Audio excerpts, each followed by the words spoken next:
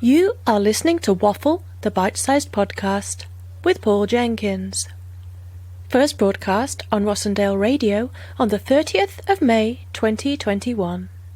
This week, Paul talks to Dr. Barbara C. Morden, art and cultural historian, about her biography of somewhat forgotten artist Laura Knight. Like us on Facebook. Facebook.com/Rossendale Radio. And follow us on Twitter at Rossendale Radio. Proud to be your local radio station. 104.7 Rossendale Radio, Lancashire. Hello there and welcome back to the Weekend Wind Down. It's Paul Jenkins and it's time for our Waffle segment here where we talk to authors, we talk to writers, we talk to all sorts of different people on all sorts of different subjects as well. Now, in previous weeks, we may have spoken to people about historical novels they've written or fantasy pieces, or we've spoken to poets. We've never yet spoken to somebody who has written a book on art history, and I thought we'd break that duck today. And we're speaking to Dr. Barbara C. Morden. She was educated and born in Newcastle upon Tyne. An author, she's a cultural historian, a freelance lecturer. She's also delivered papers on literature, art and learning strategies for the electronic age. And she's joining me this afternoon. Good afternoon, Barbara. Hello and good afternoon to you. Excellent. It's lovely to hear you. And I've had the thumbs up from next door in the studio. It's always, when we're doing telephone calls, there's always that moment where you go, can everybody hear us? And I'm glad to say... Can everyone hear? Yes, understood. Technology is our friend this afternoon. Whereabouts are you calling us from today? Well, we live in a place called Yarm on Tees. Yarm. What a great name for a place in itself, Yarm. Yarm, yes. People have great difficulty with it. Yarm. You should say it with a Yorkshire accent, of course, because it was originally in Yorkshire. I do get told off for those my pronunciation of things all the time. This is the joy of living in a place you weren't born in, as I do. But well, exactly. No, I was born in Newcastle, Newcastle upon Tyne. So officially, I'm a Geordie. Well, indeed, and I was going to say we were talking about just off air a second ago about strategies for learning and about people coming together at conferences, and I think we'll probably get onto that in just a little bit. But your book that you've written is fantastic. But was it your time as a lecturer or as an academic that you really kind of got that passion for wanting to document things and write things down for people and publish works? Eventually, of course, I did a PhD, and I wanted to make relationships, really, between the arts, because I think that is an important way forward. The arts do not occur in isolation. And I, for my PhD, a doctorate, I wrote on art history and literature, specialising in Jane Austen, would you believe? Oh, right. of all authors, Jane Austen. And in fact, over the years, I have done a one-woman show on the life and work of Jane Austen. Oh, well, that's something that this is the joy of interviewing people, is that we had a little sort of a chat yesterday, and this didn't come up at all. That sounds fantastic. No, we're gonna have to pick this up later on. Yes. I even was made a gift of two dresses to wear for these presentations and dramatisations. So it was authentic. Yes, it was authentic as a dress with a zip in it. Can be. Yeah, Jane Austen with a zip. That's a subtitle for a show if ever I heard one.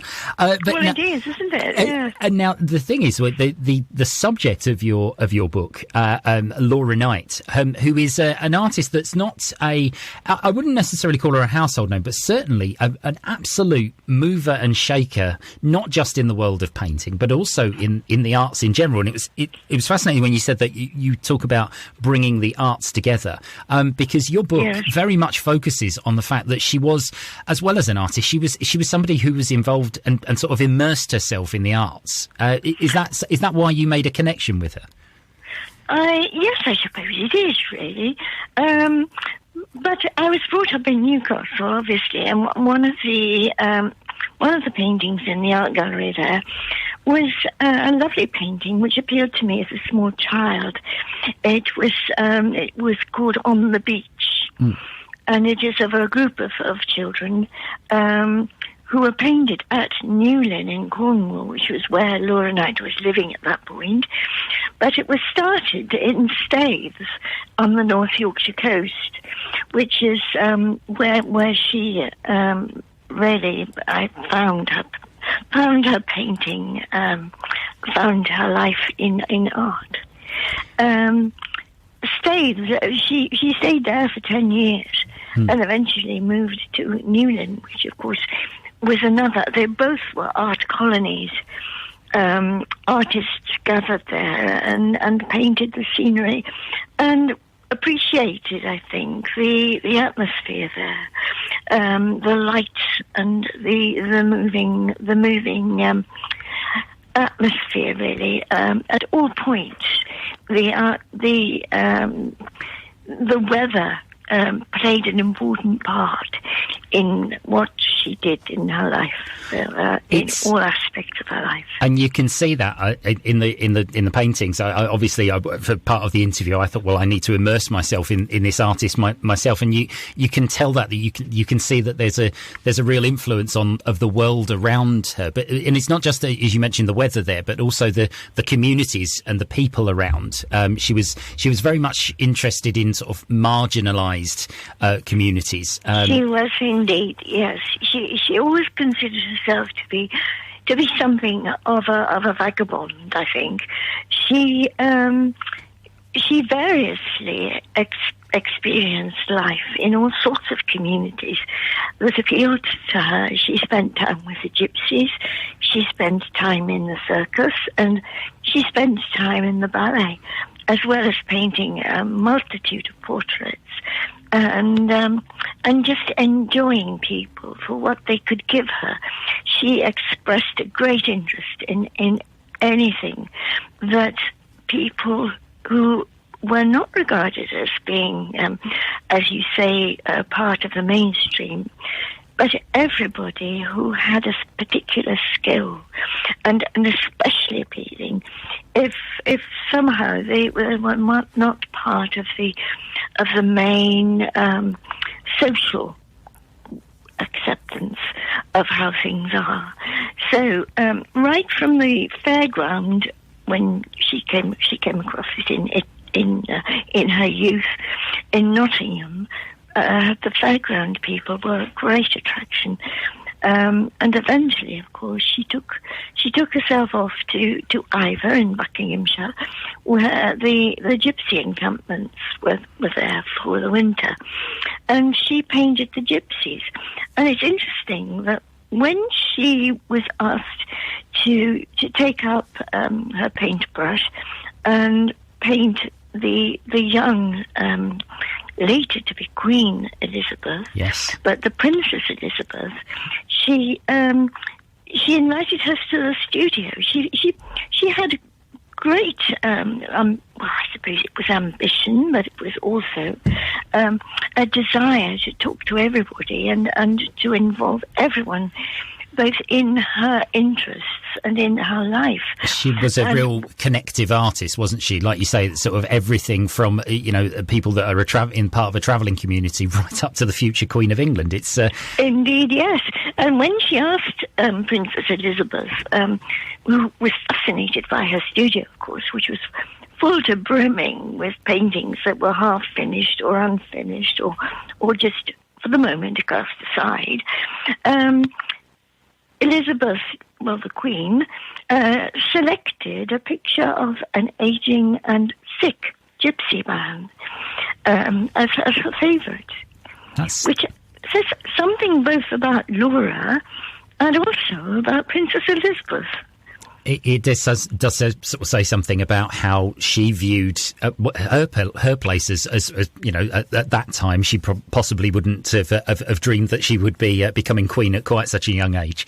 But interesting that was starting to change in the royal family as well. It's what a great relationship to have had. I'm just thinking. I'm looking at the time, and we're going to come back to talking about Laura in more depth in just a sec. Now we always ask our guests to choose the playlist a little bit. And we had a chat yesterday about particularly a painting that involves a kite.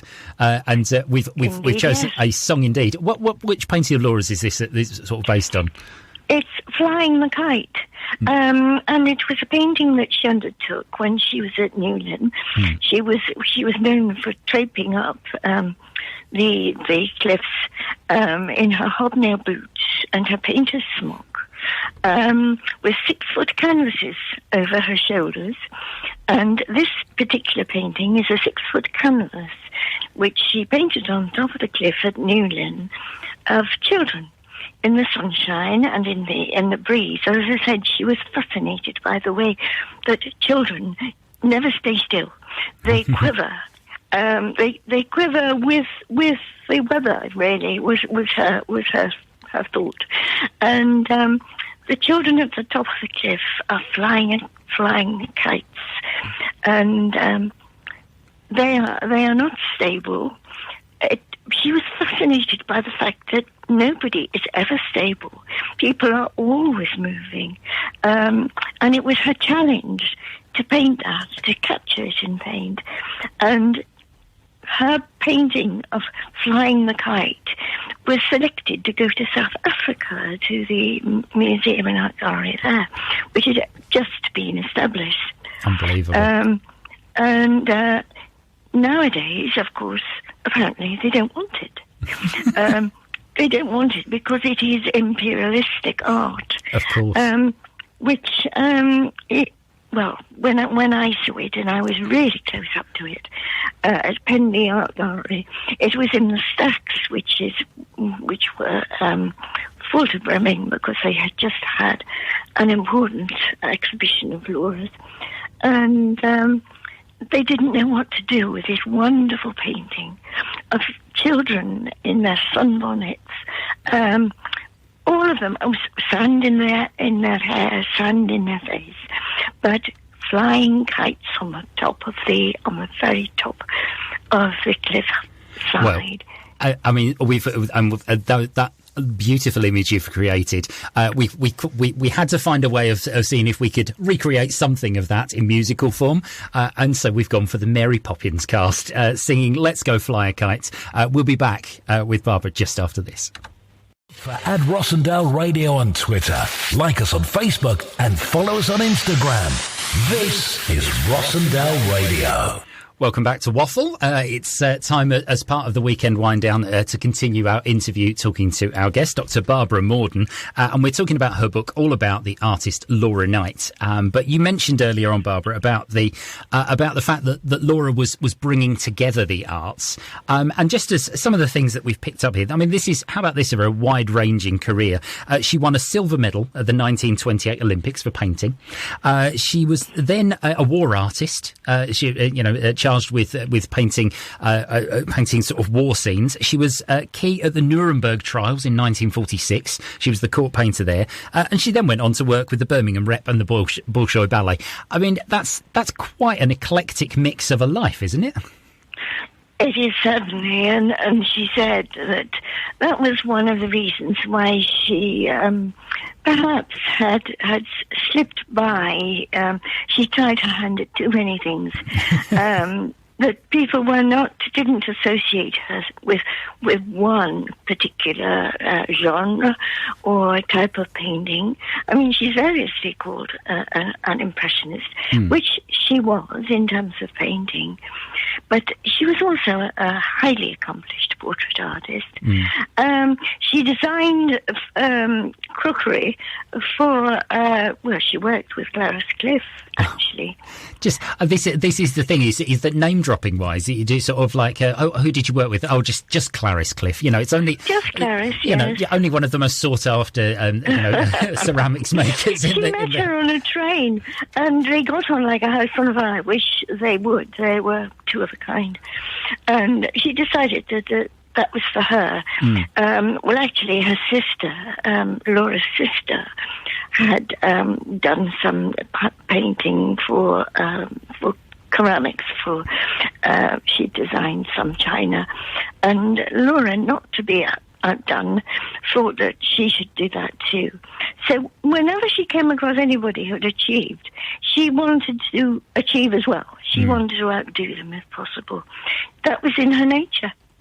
It was, and one of the things, I mean, it's looking at the dates of things and looking at the time that is, and it's this age-old story that it's the male-dominated art establishment, essentially. She was like you say, doing all of these amazing things, and despite the fact that I'm just reading in 1929 she was made a dame. She became the first woman elected to the Royal Academy, and despite those things, it's a name that, and I'll hold my hands up here, that when I found out about your book, I went, Laura who? And that's a terrible thing. It is a terrible thing. And when she first went to art college, she was only 14. She was probably the youngest who'd ever been allowed to paint. But she found herself lumped together with all the other women students, who, of course, were denied the kind of experience that the men had. What irked her immensely was the fact that she couldn't either paint or draw from the life, which meant that in no way were women allowed to paint from the physical body, the nude model, which she said that really this explained how most of her early work was her word inert. She couldn't see any life in it because they were forced to paint from plaster casts of classical originals. I see. Which irked her terribly because she didn't wish to paint watercolours. She didn't want to paint fans or ladylike pursuits. She was criticised for having a masculine, vigorous style, which she could only indulge, of course, when she was her own master, and she started to attempt to experiment when she was at Stays, which, of course, is a fishing colony. Again, she was attracted to the colony of people who lived this life on the edge. She lived with people on the edge for all of her life, really.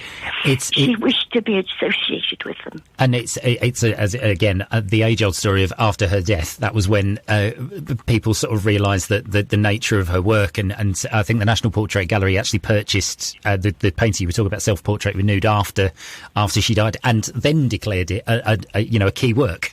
And this is an art general thing. The whole story of Van Gogh not selling a painting while he was alive. Art seems to look back reflectively on people and then give them praise afterwards. Yes, there were plenty of people who did buy her work and that of her husband Harold Knight. He was much in demand as a sophisticated portrait artist. He painted the great and the good, and he travelled widely to pursue that end. Laura was eclectic. She changed with the wind, always on the move. I paint, she said, what I see. I paint for the modern world. She didn't always paint either. She did lithographs.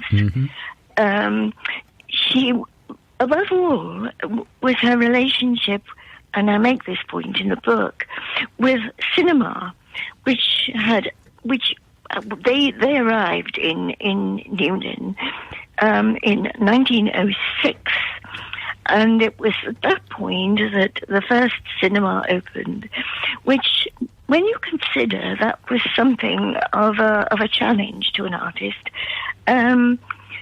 moving pictures as opposed to static ones.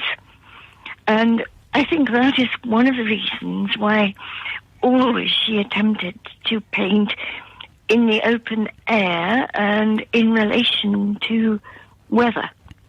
It's. I was going to say there is a running theme of people doing things. You know, whether it be of a war picture of somebody on the front line or somebody working during the war. There's a fantastic picture of Ruby Loftus screwing a breech ring. Screwing the breech ring. Absolutely. Yes. You know, it's a real sense of activity, and we're going to bring this into your second music choice. We talked about her work briefly with the ballet and the stage. We're going to play now Carnaval by Schuman. Which is fantastic. And when we come back, we'll just talk about her theatre work just a little bit. You're on the Valley's very own Rossendale Radio. What a beautiful piece of music that was. Welcome back to the Waffle segment. And it's Paul Jenkins here with Dr. Barbara Morden. And we've been talking about all things to do with Laura Knight. And that piece of music, Carnaval, there was Piero's piece from Carnaval. It was a piece that you chose partly because of that kind of link with the circus and that element of Laura's life as well. Well, yes. She was most taken with the Ballet Russe, which visited Paris in 1910, and she never missed a performance if she could when it came to London. She loved the ballet, became a great friend of Pavlova. Mm-hmm. Well, I wouldn't say a friend, but if Pavlova was friendly with anyone. But Laura had the capacity to insinuate herself into people's lives and spaces. And she painted Pavlova many times. She painted the Ballet Russe and later the Bolshoi. She was interested in all of the arts, drama, obviously theatre, ballet, and of course the circus. She was very fond of the circus, and we could say that she both ran away with the gypsies and she ran away with the circus at various points of her life. Poor Harold, her husband, was long-suffering, but he understood her. They had a very easy relationship in terms of he did his art and she did hers. So altogether, although she said she needed reining in sometimes, altogether it was a happy relationship. It is. I mean, when you got two artists together, that's a real tricky thing, I think, sometimes to manage, isn't it, in terms of a relationship? I think it is. I think she took a lot of managing, yes. And sometimes she managed herself, and I think he must. He must have been a lovely man. He was a very wise person, and many people said that they used to go to him for advice. So, he wasn't as long-suffering, and nor do I think we need to feel sorry for him. No, I was going to say, a very accomplished painter himself. We can't leave you this afternoon. You dropped into the conversation at the beginning, I happen to do a one-woman show with Jane Austen, and it's not often that people use that sentence with me, so I feel like I have to delve in there just a little bit. How did that come about? Is this have you had a long love of Jane Austen's work, and just I thought, you know what, I need to be her for a bit? When I did the PhD thesis, I ended up with Jane Austen.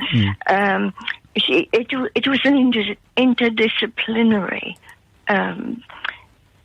piece of work, and various novelists were involved. I ended up with Jane Austen. I have a great love of a very surprising book. I mean, a lot of people obviously are attracted to Pride and Prejudice. You just mentioned Jane Austen, and that's a book they know. But I quite like Mansfield Park as well, because it's a book which is about Britain at the time. There are many people who say that Jane Austen is tea-table-ish, that all she's interested in is who some young women are going to marry. Not true at all, because when you look closely at her novels, when you read them deliberately, you realise that everything is there which depicts the age of its writing.